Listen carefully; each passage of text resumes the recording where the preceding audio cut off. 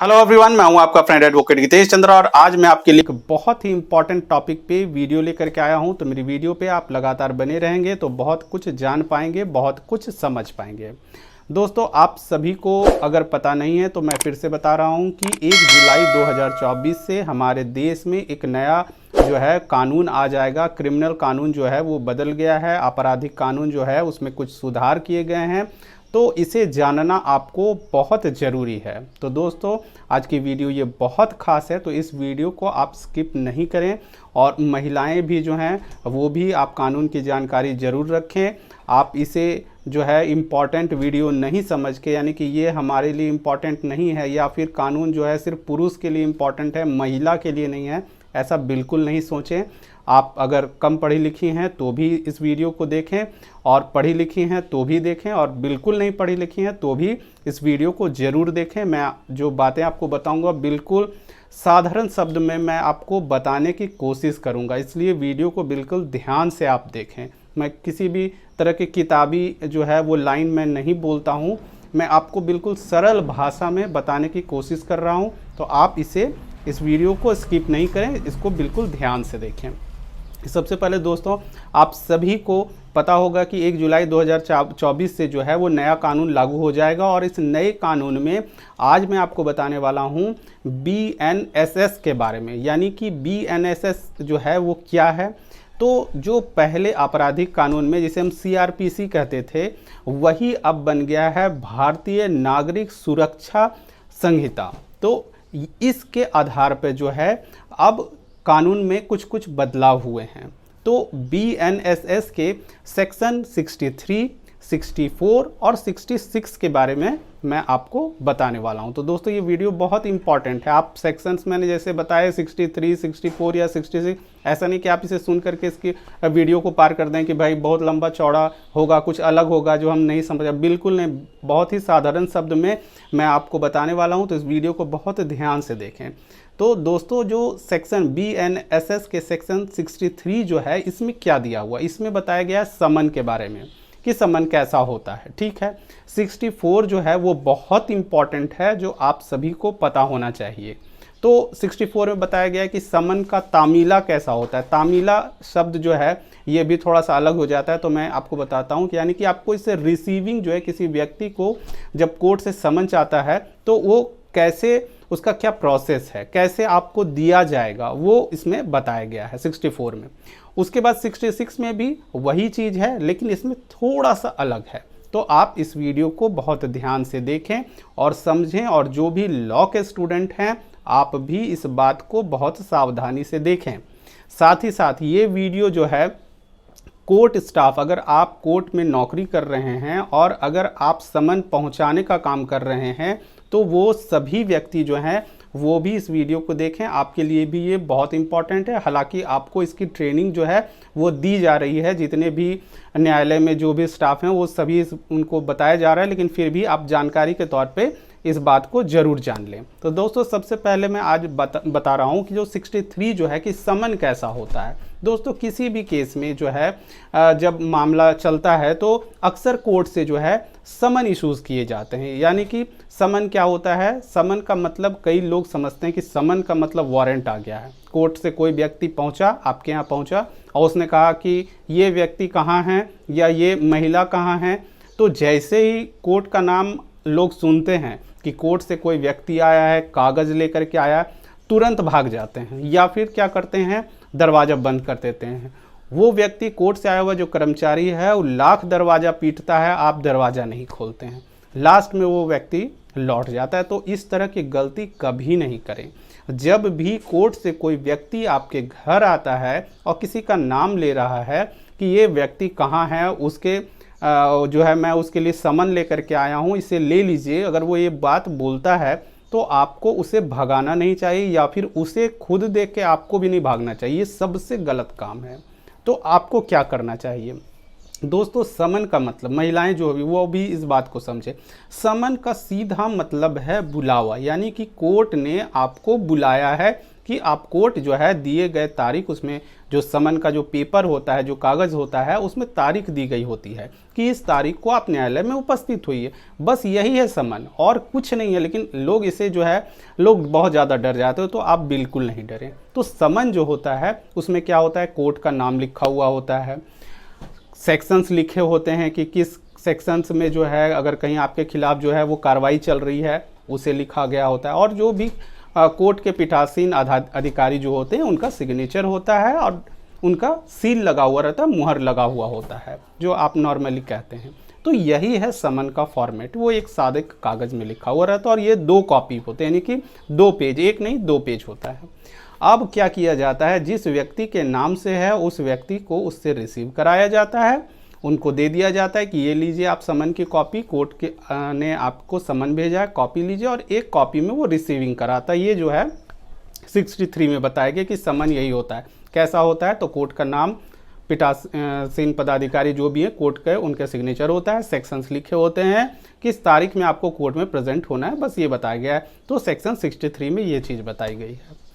तो अब मैं चल रहा हूँ 64 के बारे में। ये सबसे ज़्यादा इम्पॉर्टेंट है। अभी जो नए अमेंडमेंट, जो नए सुधार हुए हैं, जो BNSS, जो भारतीय नागरिक सुरक्षा संहिता में जो अब सुधार हुए हैं, उसमें 64 जो है वो बहुत इम्पॉर्टेंट है। तो आप सभी इस बात को समझेंगे।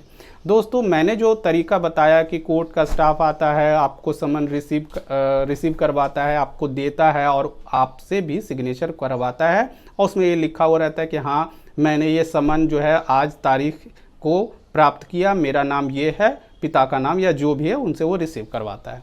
तो ये तो प्रोसेस है। लेकिन 64 जो है, सेक्शन 64 में क्या कहा गया है कि अब जो है 1 जुलाई 2024 से ये सिस्टम जो है थोड़ा सा अपडेट हो जा रहा है, यानी कि थोड़ा एडवांस किया गया है। एडवांस किस सेंस में किया गया है कि अब आपको समन जो है ईमेल के थ्रू भी भेजे जा सकते हैं या फिर फ़ोन के थ्रू भी भेजे जा सकते हैं। अब आप कहेंगे कि सभी व्यक्ति का ईमेल क्या कोर्ट के पास है? नहीं है। फ़ोन तो सभी के पास है, सभी लोग मोबाइल यूज़ कर रहे हैं। तो अब जो है, चूँकि अभी ये होना है, अभी ये लागू नहीं हुआ है, 1 जुलाई 2024 से ये लागू हो जाएगा, यानी कि अब आपको इलेक्ट्रॉनिक माध्यम से भी समन जो है वो भेजा जा सकेगा, नोटिस आपको भेजा जा सकेगा। तो अब जो है, तो इस पे हर स्टेट की जो गवर्नमेंट है, जो भी राज्य सरकार, आप जिस भी राज्य में रह रहे हों, जिस भी स्टेट में आप रह रहे हैं, वहाँ की सरकार तय करेगी कि हमारे यहाँ जो है लोगों को कोर्ट जो है किस तरह से समन जो है, इलेक्ट्रॉनिक माध्यम कौन सा माध्यम होगा जिसके थ्रू अब जो है समन भेजे जा सकेंगे। यानी कि जहाँ व्यक्ति नहीं पहुँच पा रहे हैं, कोर्ट के स्टाफ नहीं पहुँच पा रहे हैं, या कोर्ट जो है थोड़ा फास्ट चाहती है कि डिलीवरी जल्दी हो जाए, लोगों को जल्दी से समन मिल जाए, तो वहाँ पे जो भी स्टेट गवर्नमेंट जो डिसाइड करेगी वो आपको पता चल जाएगा कि हमारे राज्य में है जो अब इस तरह से भी समन हमें मिल जाएगा। दोस्तों अक्सर ये नियम इसलिए लगाया गया, ये इसमें सुधार इसलिए किया क्योंकि अक्सर समन भेजने में का जो प्रोसेस होता था वो बहुत लंबा हो जाता था, जिसके कारण लोग कहते थे कि कोर्ट का जो केस है वो काफ़ी लंबा चल रहा है, लोगों को समन नहीं मिल पा रहे हैं या लोग नहीं मिल रहे, तो इस तरह की बातें हो, तो इससे जो है वो समय की बचत होगी और व्यक्ति को तुरंत से जो है वो समन प्राप्त हो जाएगा और कोई भी व्यक्ति ये नहीं कह पाएगा कि हमें इस केस की इन्फॉर्मेशन नहीं मिली थी। तो ये बहुत इम्पॉर्टेंट है। तो हालांकि 1 जुलाई 2024 से जो है ये लागू होगा, लेकिन आपकी स्टेट जो है, आपका राज्य जो है वो निर्धारित करेगा कि किस इलेक्ट्रॉनिक माध्यम से अब समन भेजा जाए, यानी कि इसे थोड़ा एडवांस जो किया गया है। अब मैं चलता हूँ, ये तो 64 की बात होगी। अब मैं आ रहा हूँ सेक्शन 66 के बारे में। ये भी बहुत ख़ास है, आप सभी को, महिलाएं जो हैं इस बात को बहुत ध्यान से देखें और समझें, क्योंकि कई बार आपकी गलती के वजह से आप खुद फंस जाती हैं। अक्सर कई सारे ऐसे केसेस होते हैं जहाँ पे जब कोर्ट का कोई व्यक्ति पहुँचता है, अधिकारी पहुँचता है, तो अक्सर पुरुष जो हैं वो वहाँ से लापता हो जाते हैं, या तो डर के भाग गए या फिर उन्होंने कुछ मना कर दिया। और कई बार कोर्ट के जो स्टाफ हैं जो समन लेकर के जाते हैं वो महिलाओं से भी जो है महिलाओं को समन दे देते हैं। तो इसमें क्लियर कर दिया गया है, ये बात आप सभी महिलाएं जो हैं इस बात को समझ लें, जान लें कि सेक्शन 66 में ये बताया गया है कि अगर जिस व्यक्ति के नाम से समन है वो व्यक्ति अगर घर पे मौजूद नहीं है तो उस घर के, उस परिवार के किसी पुरुष को ही समन आप रिसीव कराएंगे। ऐसा क्लियर लिखा हुआ है कि सिर्फ पुरुष व्यक्ति, अब पुरुष का मतलब ये नहीं कि आप 10 साल के बच्चे को रिसीव करवा रहे हैं कि वो स्कूल में पढ़ रहा है, पढ़ा लिखा है, उसे नहीं, जो भी जिसकी उम्र 18 साल हो चुकी है या 18 साल से अधिक है, उसी को आप समन जो है वो रिसीव कराएंगे, उसी पुरुष से। महिला का यहाँ जिक्र नहीं किया गया है कि महिला को समन जो है वो रिसीव कराना है। तो ये बातें हो गई। अब इसमें एक लाइन और भी जोड़ा गया है जो कि बहुत खास है, आप जान जाएं। कई लोग जो होते हैं अपने घर में जो भी उनके नौकर हैं, जो घर में कामकाज कर रहे हैं, उनसे रिसीव करवा लेते हैं, ये भी गलत है।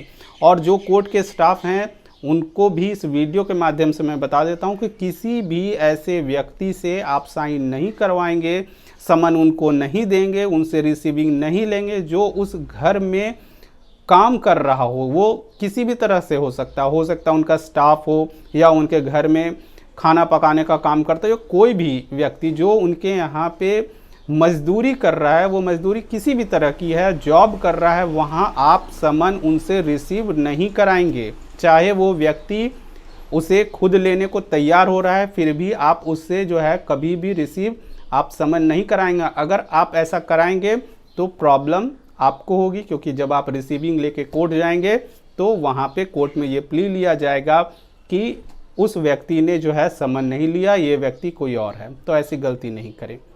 तो दोस्तों ये वीडियो जो मैं इसलिए बना रहा हूँ क्योंकि अक्सर महिलाएं कई तरह के समन जो है वो ले लेती हैं और बाद में वो परेशान होती हैं। तो दोस्तों ये वीडियो बहुत खास है क्योंकि 1 जुलाई 2024 से नया कानून लागू हो जाएगा। तो आपको समन से जो है डरना नहीं है, भागना नहीं है, ये वारंट नहीं है।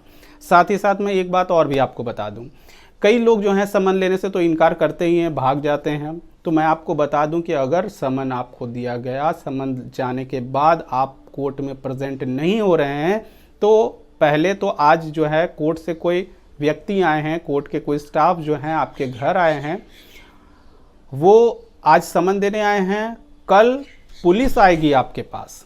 तो ऐसी गलती बिल्कुल नहीं करें, क्योंकि कोर्ट अगर आपको बुला रही है और आप कोर्ट नहीं पहुंचते हैं तो कोर्ट ये सोचती है कि हमारे आदेश की अवहेलना हो रही है।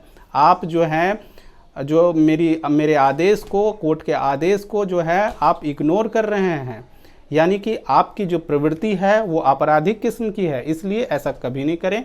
कोर्ट स्टाफ अगर आपको समन देते हैं तो समन को आपको रिसीव करना चाहिए और दिए गए समय पे आपको उपस्थित जरूर होना चाहिए। मैं एक बात और भी कह दूं कि कई सारे कोर्ट में स्टाफ जो हैं वो अक्सर ये बातें बताते हैं कि सर जब हम किसी व्यक्ति के यहाँ समन देने के लिए जाते हैं तो कई व्यक्ति तो भाग जाते हैं और कई व्यक्ति ऐसे होते हैं जो कि हम लोग जब कोर्ट इतनी दूर से वहाँ जाते हैं तो वो हमें पानी तक नहीं देते हैं। तो ऐसा भी नहीं करें। अगर कोर्ट से कोई व्यक्ति आया हुआ है, समन आया, ठीक है आप नहीं पढ़े लिखे हैं, आप जो व्यक्ति समन लेके आया आप उनसे पूछें, वो आपको सारी बात बताएंगे कि अगर आप नहीं पढ़े लिखे, नोटिस में क्या लिखा हुआ है आपको नहीं पता है, समन जो आया उसमें क्या लिखा हुआ है बिल्कुल आपको पता नहीं, आप उनसे पूछें कि किस कोर्ट में जाना है, कितनी तारीख को जाना है, वो सभी बातें आपको बताएंगे। लेकिन कब? जब आप उनसे बात करेंगे, उनको बैठने के लिए बोलेंगे, उनको पानी देंगे।